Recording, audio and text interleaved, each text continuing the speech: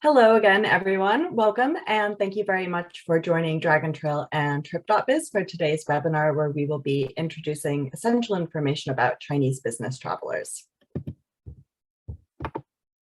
My name is Sienna Perulis-Cook, and I am Director of Marketing and Communications at Dragon Trail International. We are very honored to have with us today our guest speaker, Sherwin Dai from Trip.Biz, which is the corporate travel arm of the Trip.com group, China's #1 OTA.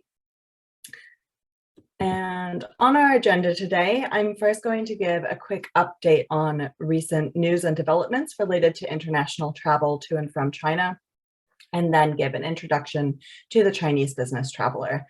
Then we will turn over to Mr. Dai to walk us through Trip.Biz's really interesting data about Chinese business travelers and opportunities for the travel industry. At the end of the webinar, time permitting, we will open up to a live Q&A session. Please do feel free to send in questions at any point during the webinar using the Q&A button on your Zoom control panel, and we will aim to answer as many questions as we can at the end of the session. Another thing to note is that I will be sending out today's presentation slides to everybody either later today or tomorrow. So you'll have all of the slides from today's presentation for your own reference, as well as to share with any colleagues who you think might be interested. So before we get started, I'd like to give a very quick introduction to Dragon Trail International for any of you who might not know us. We are a marketing solutions company with expertise in the tourism and MICE industries, as well as in China, where the company is headquartered. Our services include B2B and B2C digital marketing, virtual and hybrid events, market research and strategy consulting, and market representation services. We're proud to work with leading travel and tourism brands all around the world, including destinations, airlines, hotels, attractions, and other businesses. You can find much more information about the services that we offer, clients we work with, and case studies of our work, as well as lots of free resources about Chinese travel trends and the Chinese digital landscape on our website, www.dragontrail.com. So I'd like to start today's webinar with an update on some of the recent changes that have happened since the summer for travel rules regarding international travel to and from China, just to make sure that we're all on the same page. So there were a number of changes over the summer regarding visas for foreigners wishing to visit China. And this started in the middle of June when China started accepting visas for business travel. The summer and early autumn also saw Xi Jinping's first trips, first outside of the Chinese mainland and then outside of Greater China. And we also saw the relaxation of quarantine and international flight rules. Then in the last 2 months, things have continued to develop, with Hong Kong ending hotel quarantine and Macau announcing that they would start accepting group tours from mainland China. Now, that hasn't actually started yet, but when it does, it will be the first time that group tours are leaving mainland China since the end of January 2020. There have also been more international exchanges on a political level, with German Chancellor Olaf Scholz visiting Beijing at the beginning of November and Xi Jinping traveling to Indonesia and Thailand last week. The biggest news recently was the release of new COVID rules on the 11th of November, which included a further shortening of the quarantine time for international arrivals down to 5 days in a quarantine hotel. Now that is reduced from 7 days, which was the period before, and that 7 days, that was something that was introduced at the end of June this year. So before the end of June this year, the hotel quarantine period for international arrivals could be anywhere from 14 to 28 days. So the fact that we are now down to 5 days within such a short period of time really is a very significant change. The new rules announced on the 11th of November also ended China's circuit breaker policy, which has to do with international aviation and had led to a huge amount of flight cancellations over the past couple of years. As we can see from some of the political travel that's happening now, which it's clear that in-person meetings really are necessary, and that is true for business travel as well. With outbound tourism from China still officially discouraged and tourist visas still unavailable for foreigners wishing to visit China, it's clear that the recent policy changes are very much aimed at making things easier for the business community. So on that note, let's get to know the Chinese business traveler. The first thing to understand about the Chinese business travel market is its size. It has been the world's largest business travel market by spending since 2015 and has seen really remarkable growth in the past 2 decades. Even with COVID, China has continued to lead the world in business travel spending, with faster growth and recovery in 2021 than that seen in the rest of the world. Further recovery is expected, with full recovery and growth projected for 2024, according to the Global Business Travel Association. As I mentioned before, China's updated COVID policies are very much made with business travel in mind, and one part of this is inbound travel to China by foreigners. But another part of this is outbound travel of Chinese business travelers going overseas. We're seeing a major increase now in international flights, especially to Asian destinations, opened in large part to take Chinese business travelers to destinations like South Korea, Singapore, and Thailand. In addition to these commercial flights, we're also seeing an increase in charter flights. So one example of this is last week, China Southern Airlines flew a group of 160 entrepreneurs from Guangzhou to Singapore for a business event. And the airline has said that they plan to do more of this kind of charter flights for business travel groups in the future. Just to share another couple of examples of the return of Chinese business travel to Asia, since the Philippines reopened to international travel in April of 2022, they've received 22,000 Chinese arrivals, and most of these have been long-stay business travelers.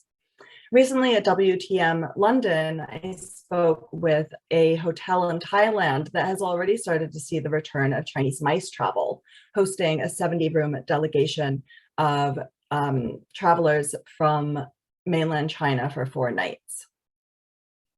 Domestically, despite lockdowns and China's strict COVID rules in 2022, we've also seen a year-on-year increase in business travel spending, with more than half of companies surveyed by OTA Tongcheng saying that they plan to significantly increase business travel spending this year. However, it hasn't all been smooth sailing. Business travel in China has faced major challenges, mostly due to uncertainty around China's COVID control policies. And I'd like to take a look at a few findings from a recent white paper on business travel published by Tongcheng. These findings are really about domestic business travel, but I think that they offer some insights into the challenges and the opportunities for international business travel as well, looking forward.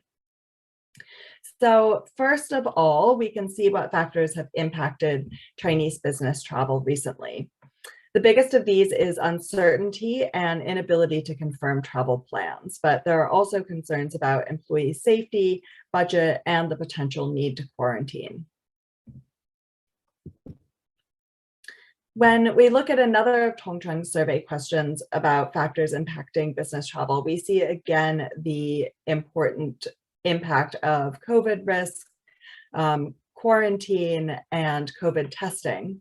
However, here we also see that the second most important factor impacting business travel, or actually the most important factor depending on how you read the data, is the need to do business in the destination for business travel.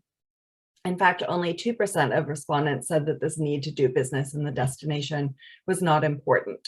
So this is why, even with many restrictions and hurdles, China's business travel market has continued to recover over the last years.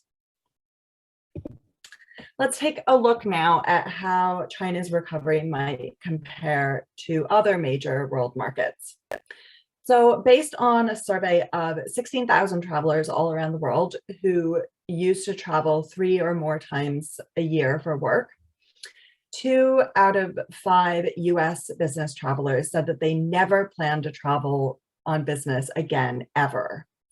This proportion of those who never plan to take another business trip again was even higher in Japan, the UK, and France. On the other hand, China is very closely behind India as the market with the highest expectations for continued future business travel. Here we're going to take a look at some of the characteristics of the Chinese business travel market. It is unsurprisingly a very digital first and very mobile first market. When we look at booking, flight bookings and hotel bookings, China is the world market that is most likely to do this digitally. However, it's a little bit different when we look at checking in for a flight, where China is actually the world market here that is least likely to prefer to do this digitally. So that is something for airlines and airports to keep in mind. Unsurprisingly, China is also a very mobile first market when it comes to business travel booking, with 62% of business travel booked on a mobile device. Also, when we look at how Chinese business travelers deal with travel disruptions, they're much more likely than the global average to do so using digital tools. Now, to make business events possible, even with China's travel restrictions, there are digital solutions. Now, obviously, in-person meetings are also necessary, and that's really what this webinar is all about. But there are virtual substitutes if needed. As you probably know, Dragon Trails hosted a number of important conferences and roadshows through our own digital platform over the past several years, enabling hundreds of thousands of video business meetings. We have also developed our hybrid capabilities, helping the Singapore Tourism Board to hold a MICE conference simultaneously in 4 Chinese cities this past August. So that event allowed attendees to come together for an in-person event, but then those events in 4 different cities were linked together using virtual technology, which helped to circumvent China's, or kind of get around, work with China's domestic travel restrictions at the time. But now let's get back to in-person physical business travel, looking at new developments and opportunities for the future. In addition to the sheer size of China's business travel market, there are a number of other opportunities to consider. One is the potential impact of business travel on tourism later on. In the past, business travel was often the first opportunity that Chinese people had to travel internationally, and so it served as a formative experience. Now that we can see that business travel is going to be starting up before international tourism is, again, we can see that this kind of business travel has the potential to have a big impact on tourism later on. There's also leisure to consider. This has obviously been a big buzzword in the past few years, and it is likely to continue to be so, especially since most Chinese travelers won't have been able to leave the country in the past 3 years.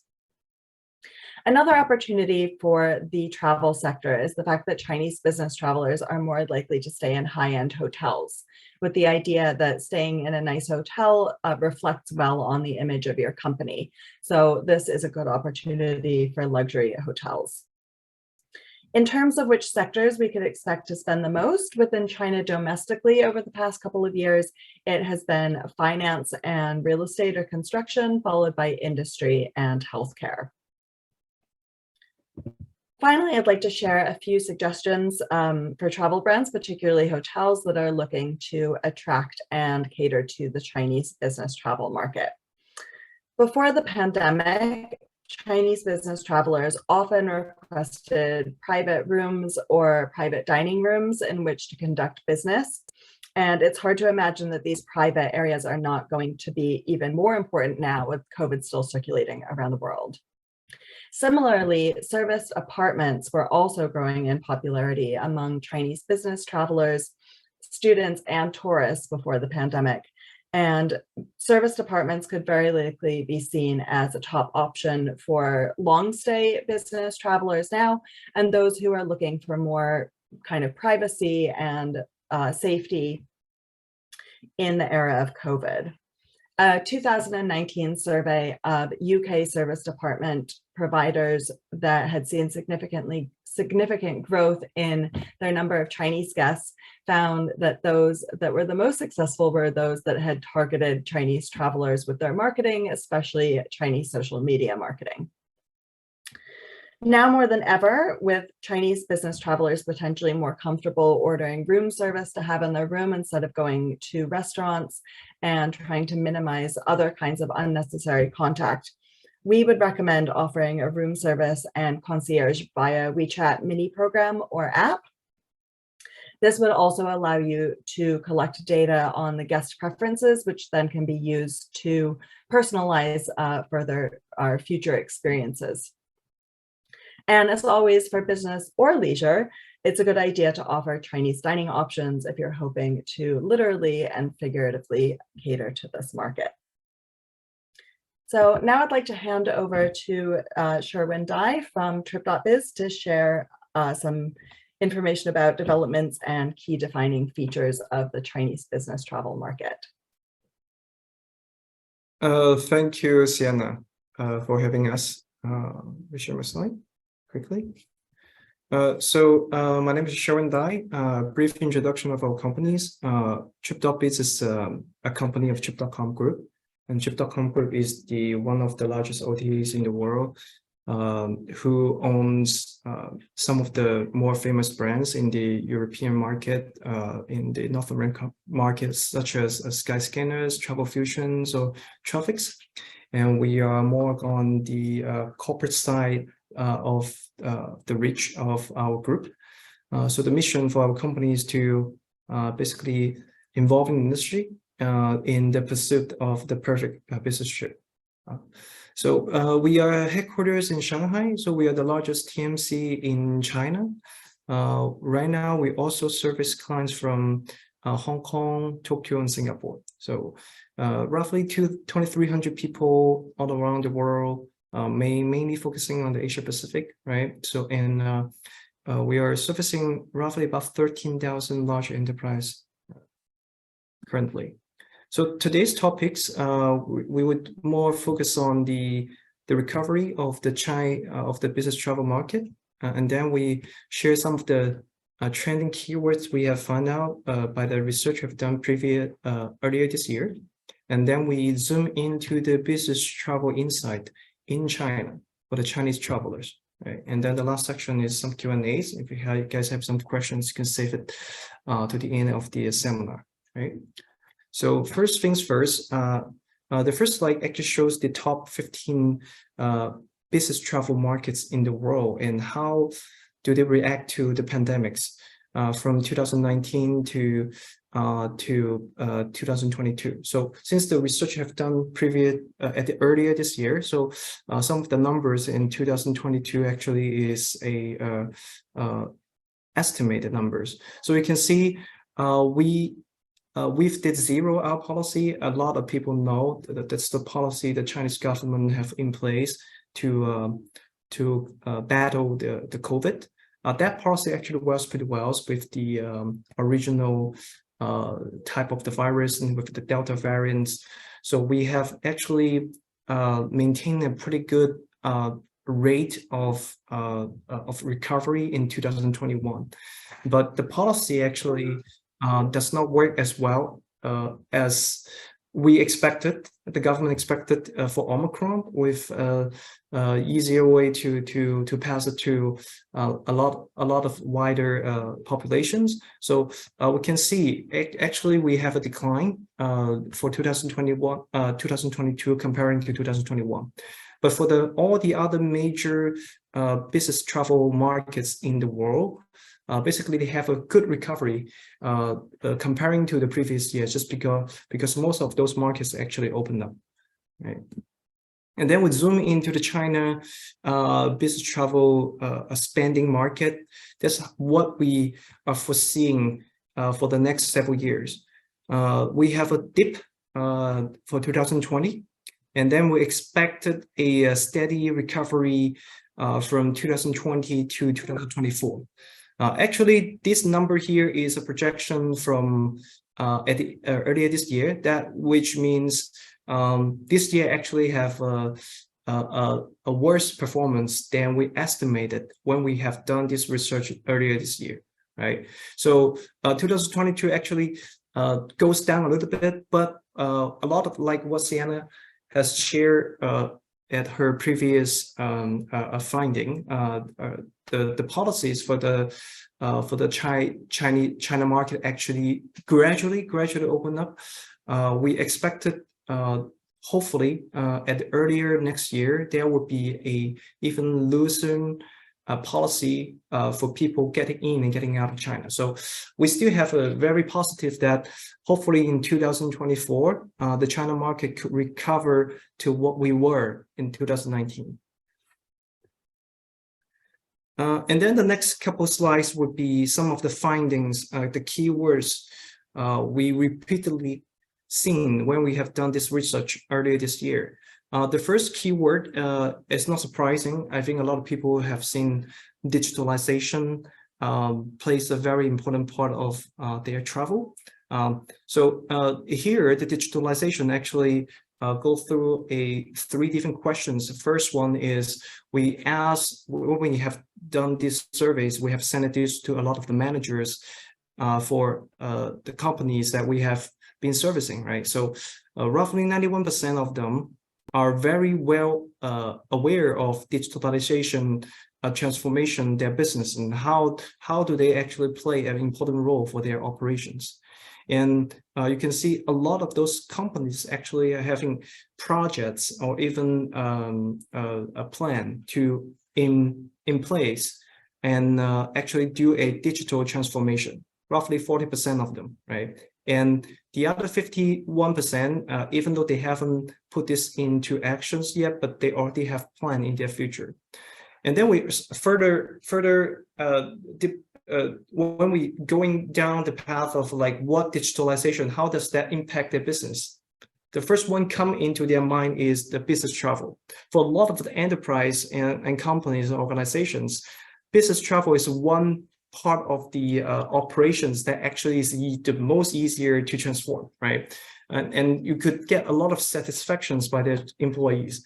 That's why when people think about this digital transformation, the first thing they come into mind is business travel.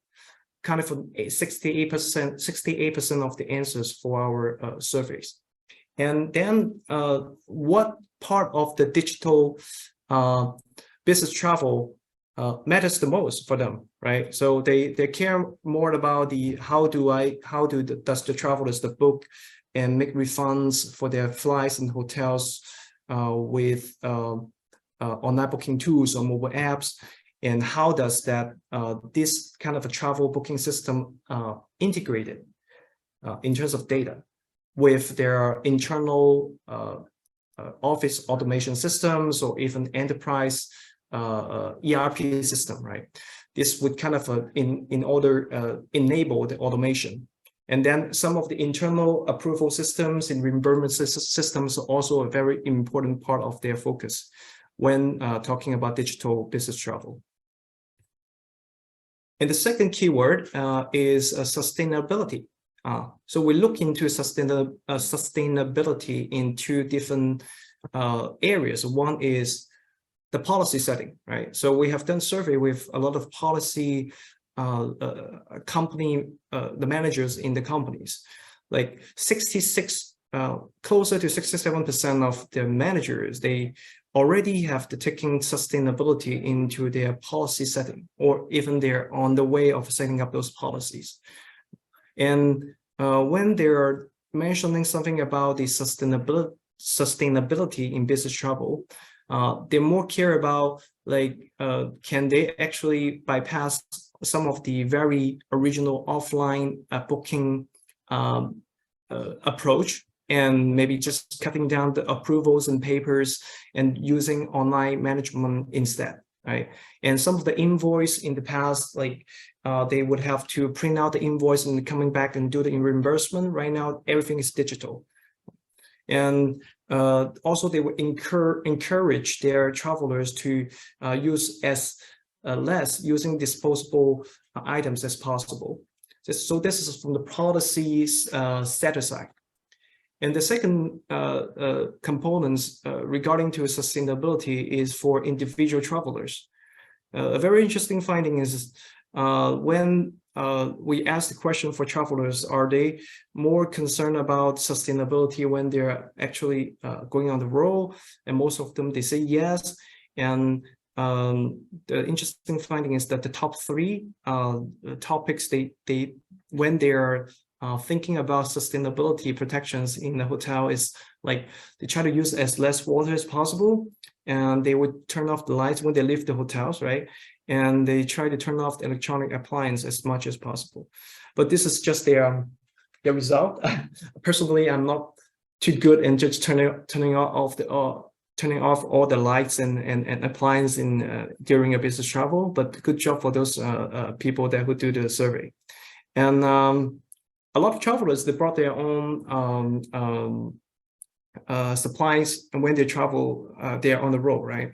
Actually, a lot of cities in China right now, they have a requirement for hotels, like if not asked or required by the travelers, they will not provide those like toothbrush, toothpaste to the travelers. So they have to require in the front desk in order to get access to those one-time use products. That's why toothbrush and toothpaste is the most popular items that travelers will actually bring with them. So they don't have to use those one-time items in the hotel. The third keyword, I think Sienna's finding, actually, I mentioned that a little bit, is about B, leisure, which means it's a combination of a mix of business purpose travel and leisure purpose travel, right? Especially during pandemics, I think from my personal experiences, a lot of people have to stay in a city for a longer period of time just because the policy from city, traveling from city to city would change overnight sometimes. So they would have a longer time to spend in the hotels. That's why they start thinking about, well, when I stay in these destinations, can I do something a little bit different to balance out the stress and some of the anxieties that dealing with staying in this city for a business purpose.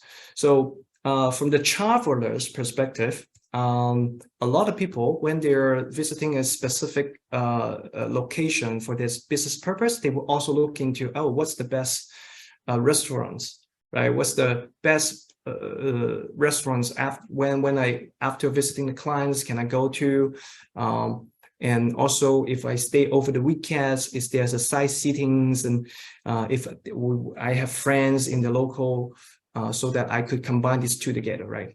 And from the traveler or travel manager's perspective, actually 68% of them are approve of the concept. So they actually support that. Well, it's not a big deal for them to actually doing some of the leisure purpose on the business trip, as long as they get the job done. So actually 31% of them already have a policy in place to allow that to happen. And another 37% of them actually thinking somewhat approve it, but well, they have to report it before that happens, right? So still, I mean, this trends actually, I think would go a longer way, just because like getting the right people in the company is more and more important, and the labor cost is higher and higher, so they want to please the employees, right? So after the keywords, right, we take a little bit more a closer look at the Chinese business travel markets and some of the insights we have found out. First things first, we look at the travelers. So this is very interesting findings that is coming from our survey in database. For typical business travelers in China, what is that? Closer to 70% of them are male, right? Only 30%, roughly more than 30% are female. And the age range, 77.7% of them is from the 25 to 44. So basically is fresh graduates, 3 years in the labor markets to kind of senior management kind of level. So this is the range. And well, surprisingly, actually 75% of them are married and with children. The next one is about education. Actually, education is not surprisingly, most of the educations, most of the business travelers they do have a bachelor degrees and above.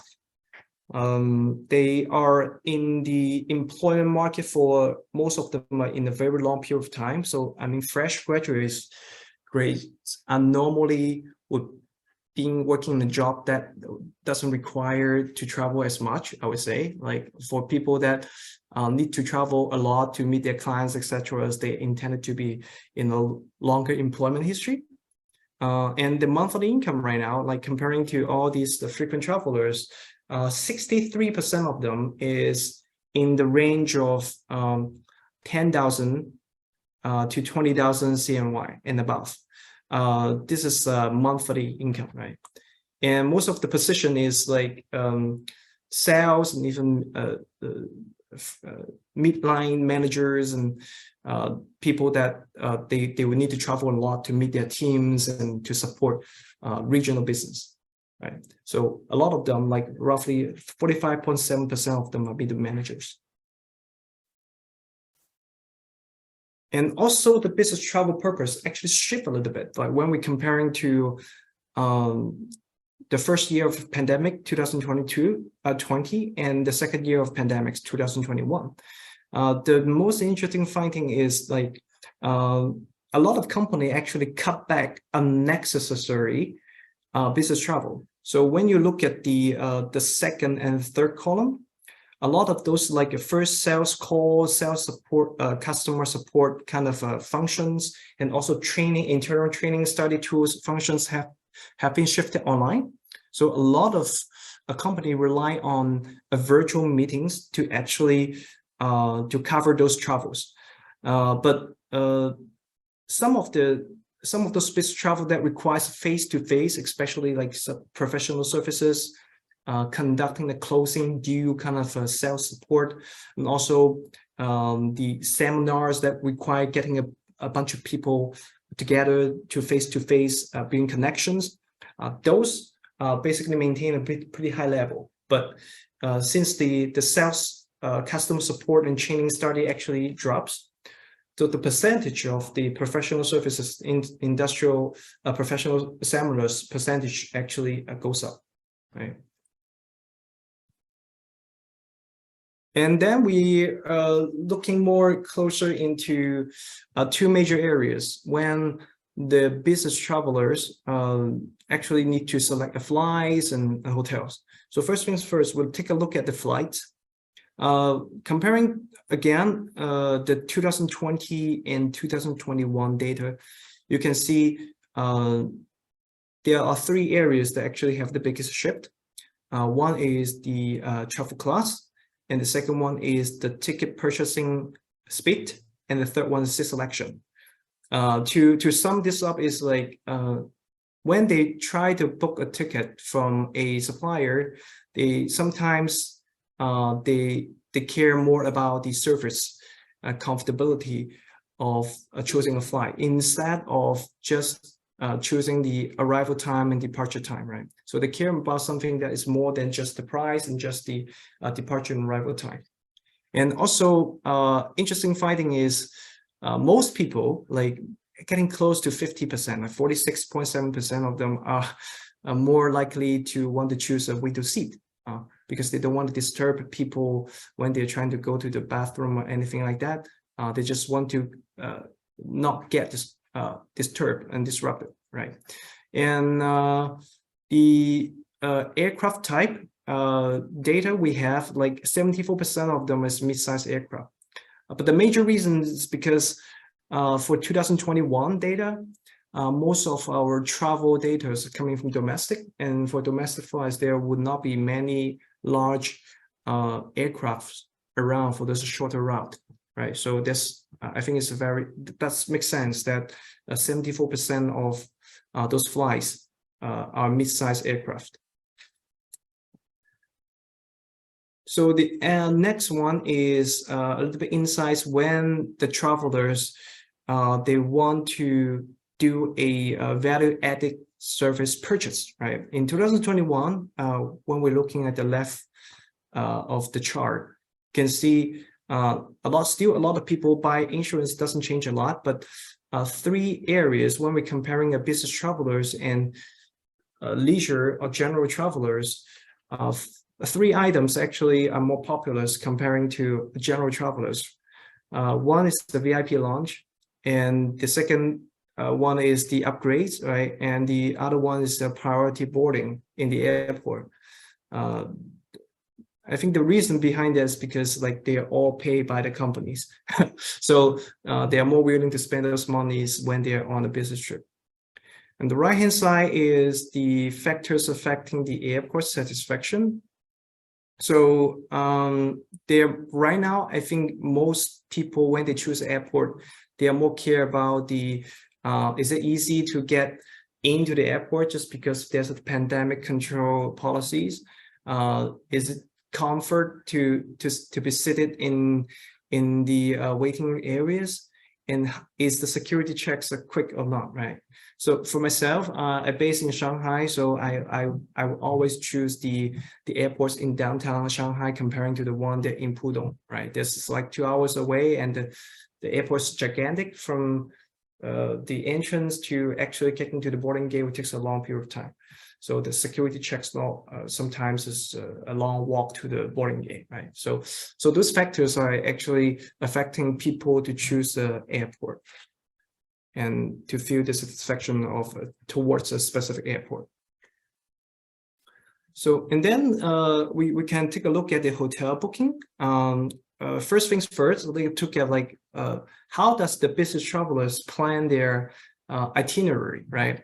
So not surprisingly, like I think the data shows that most people only book hotels just a day before they are arriving to the destination, right? So if you want to break this down to domestic hotel bookings and international hotel bookings, you can see like way more people for the domestic hotel bookings, they are actually doing a kind of just 1 day ahead of time. So they don't actually plan ahead, right? The reason behind this is because for these 2 years, most of the cities' pandemic policies actually change pretty frequently. So a lot of travelers, they would have to be waiting until the last minute to confirm if their trips actually could go or no go, right? So once they confirm the trip can go, they book the hotel. So this is the reason behind that. So you can see 2021, actually, the numbers kind of almost the same as 2020, but we see a kind of a lower number, like 10 to 15% lower in 2019. So people actually could plan ahead of time for their business travel. And you can see the international hotel bookings actually still a lot of people plan more before they actually book a hotel. So so the international requires a longer period of time planning comparing to the domestic travels. There's some insights. Interesting fun fact is the check-in and check-out time. The most popular check-in time is 7 p.m. at night. I don't know why, actually, but it's a fun fact, right? And the checkout time is roughly about 8 o'clock in the morning. That means like still a lot of people it's not an easy, a comfortable business trip, I would say, most of the time. It's like they arrive very late at the afternoon, and then they have to leave very early to meet their clients, right? So this is the patterns.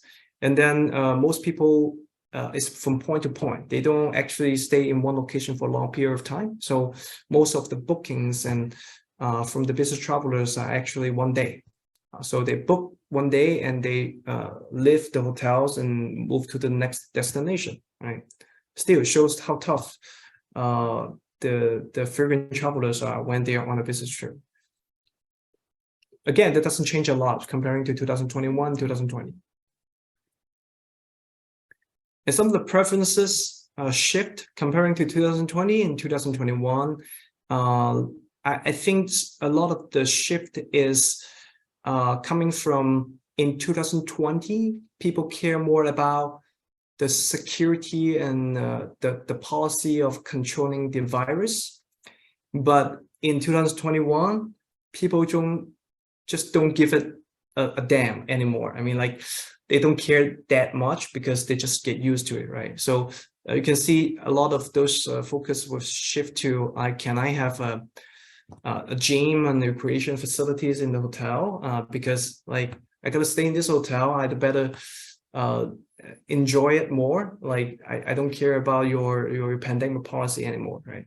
So that kind of reconcile with the keywords we have for the bi-leisure, right? So they want to have a more life and work balance when they even on the business trip. And the surface on the right hand side, the percentage of surface, again, you can see the prevention, the infection prevention takes a very big drops in terms of attention, but a lot of other, like anything regarding to the comfortabilities and good experience of the hotel things takes more focus and emphasis in 2021 comparing to 2020. And the last one is, well, if they are willing to pay for extra services, there's some of the items we find now actually have more, they are more popular in 2021 comparing to 2020. Like, can I get the pillow? Can they actually adjust the guest preferences and some of the little surprise? So again, it's more about like 2021, people don't care about how safe these places are anymore, right? They care about, am I gonna have a good time? Am I gonna stay in this hotel and enjoy my stay in this hotel? They care about that much more in 2021. That means people are starting to going over with the pandemics and live with it, and they're ready to go on the road again, right? So I think that's all I have to share today. Sienna?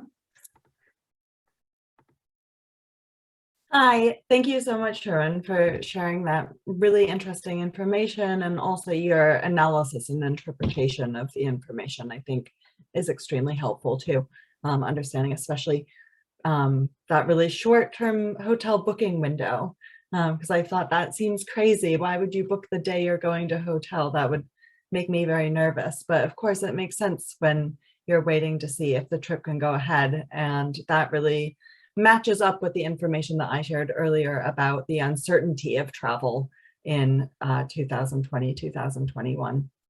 So we are just about ready to move on to Q&A, but first I wanted to just share a couple of resources with everyone before we get to that section. So first off, if you're not already using the Dragon Troll website, please do check out our resources section for lots more information on Chinese travel trends, digital marketing, and all of the latest news and updates on changes to China's travel restrictions. You can also follow us on LinkedIn, Twitter, Facebook, and WeChat, and do sign up for our monthly newsletter if you haven't already, so that you get updates that way, as well as webinar invitations. And speaking of webinar invitations, our next webinar is coming up in just over 3 weeks on Wednesday, the 14th of December. And this will be your first chance to see the results of Dragon Trail's latest Chinese Traveler Sentiment Survey. So this will include lots of information on things like destination preference, changes in perception regarding international travel, and plans for future international travel. You can find more information about the webinar and sign up for it already by going to the events section on the Dragon Trail website. So that is it from me, and now we're ready to go to the Q&A.